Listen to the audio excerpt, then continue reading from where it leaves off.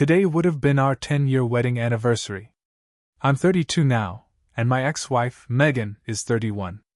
We've known each other since middle school, started dating during high school, and tied the knot not long after finishing college. We share 3 kids. In the early years of our marriage, Megan stayed home to care for them full-time. But over time, she grew restless in that role and eventually went back to school.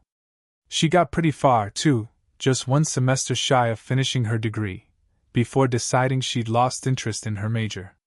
She ended up dropping out and started working as a waitress at a local diner instead. Her best friend, Sarah, who's a bit older at 38, worked there too. Megan really seemed to thrive in that job. She was making friends again after years of isolation, her mood was improving, and for the first time in a while, she seemed genuinely happier. Meanwhile, I was working full-time myself.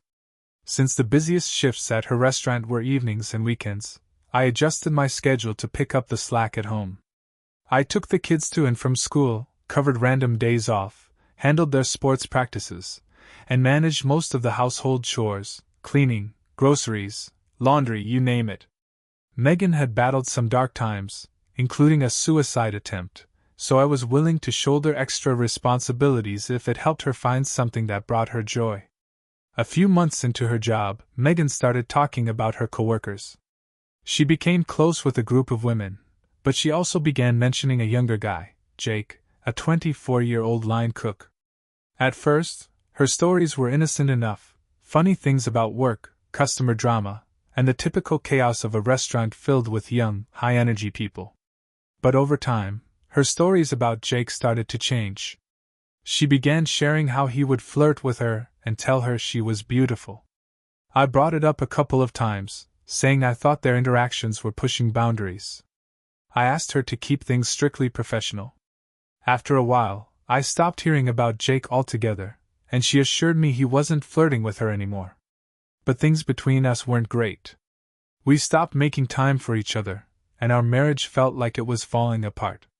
I didn't have solid proof she was unfaithful, but I could tell something had changed between us. Then, in March, Megan didn't come home after her shift. It wasn't completely unusual for her to go out for drinks with her coworkers, and I had encouraged it because I thought it was good for her to have friends. That night, though, I fell asleep waiting up for her on the couch. When I woke up in the middle of the night and realized she still wasn't home, I called her a few times. On the 3rd call, she finally picked up. She sounded groggy and said she'd had too much to drink and was staying over at Sarah's place. She promised to come home in the morning before abruptly hanging up.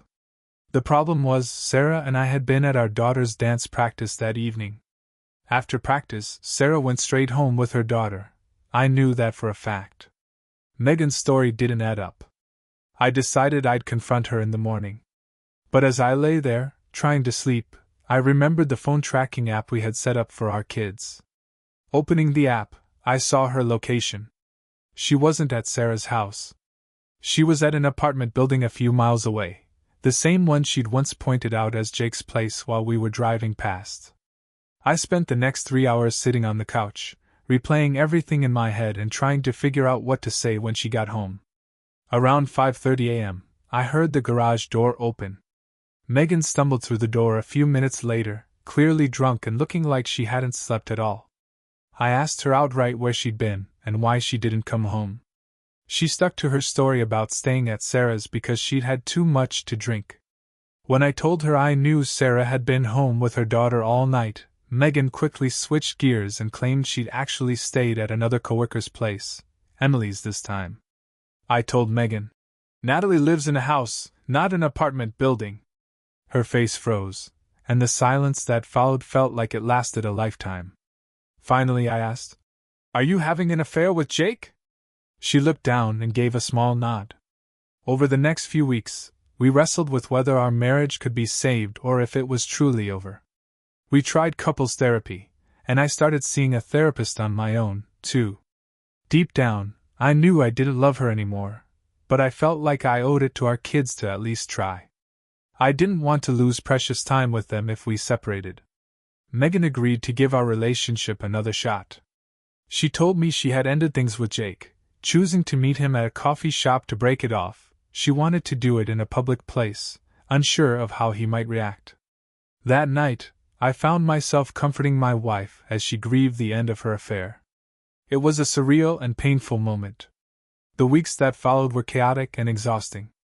Megan and I went on a few dates to try to reconnect, but each one felt forced, like a first date with a stranger. The awkward silences were unbearable, and the effort to make small talk was draining. There were a few glimmers of hope, but mostly, it was a series of emotional lows. Then, about a week later, I learned she was still in contact with Jake. I confronted Monica about it, as she knew about the affair by this point.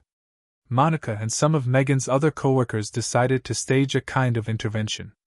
I trusted them to handle it the way they thought best, so after a family outing one afternoon, I drove Megan to Monica's house. Pulling up in front of the driveway, I told her to go inside. Megan quickly realized what was happening. She noticed the cars of her friends from the restaurant parked outside and pieced together that they were all waiting to talk to her. At first, she flat out refused to go in, but after some hesitation, she reluctantly agreed. When Megan came home later that night, she seemed torn and uncertain. She said she needed time to figure out whether she wanted to be with me or Jake. Exhausted, we both went to bed without resolving anything. In the days that followed, Megan and I agreed to continue therapy and work on our relationship. She also promised to end things with Jake for good. But about a week later, I got a text from an unfamiliar number. The message told me Megan was still seeing Jake. As I asked for more details, it became clear the person messaging me was someone who worked with them. That was the breaking point. In that moment, I knew my marriage was over. I couldn't keep enduring the lies, the cheating, and the betrayal.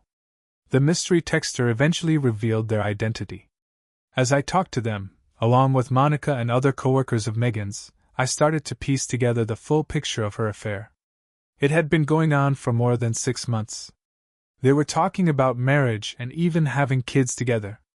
I also found out that Megan, knowing I was tracking her location, had started parking her car in random, innocent places, like at work, at friends' homes, or at grocery stores, to make it look like she was doing something legit, all while she continued her affair with Jake. That night, after learning the truth from the mystery texter, I woke Megan up and told her we were getting divorced. I said I wanted her out of the house right away, and we could sort the rest of it out later. In the weeks leading up to our separation, Monica and I had been texting frequently. It was mostly about getting her advice on how to talk to Megan, or her sending me confirmation about when Megan was working so I wouldn't be suspicious when Megan claimed to be at work while actually lying about her whereabouts. The conversation stayed focused on me seeking advice from Megan's best friend on how to salvage my marriage. Once I made the decision to separate, I joined a few dating apps. At first, it was just to show Megan that I was serious about moving on, even though I wasn't really ready to start dating again. One night, when the kids were with Megan, I found myself mindlessly swiping through profiles. I also texted Monica after she checked in on me. During our chat, I casually asked if she'd be interested in getting drinks sometime to talk about how badly Megan had treated both of us. Throughout Megan's affair, she'd lied to both me and Monica about being with each other when she wasn't.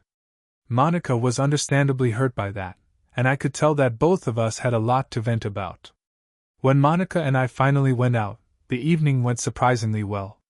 We spent 3 hours talking and laughing, sharing our stories about our exes and how they treated us. Monica's divorce was further along than mine, so we spent some time talking about that, too. I had known her for years. She'd always been Megan's best friend, but I was starting to enjoy getting to know her in a new way. A few weeks later, Megan moved out. She rented a new place, and we finally began the process of moving on with our lives separately. Since then, my life has felt like 2 different stories. I've been in a relationship with Monica for about 6 months now. She's a good person, and she makes me happy. I've lost weight, started working out regularly, and even completed my first triathlon. The kids and I have had some great moments, trying out new activities and having fun together. As for Megan, she got pregnant right after moving out. She quit her job before she could be fired for sexual harassment. Turns out she'd been Jake's supervisor. Then she bought him a new car and lost the job she had just landed. I found out that Jake had been using and selling cocaine after he got fired for showing up high to work. Megan also lost most of her friends once they found out about the affair and the lies. I'm honestly glad I've moved on. I no longer feel stuck with someone who's such a toxic person. I don't feel sorry for her as she continues making terrible decisions, though I do feel bad that she's still in my kids' lives. But overall, I'm way happier than I was before.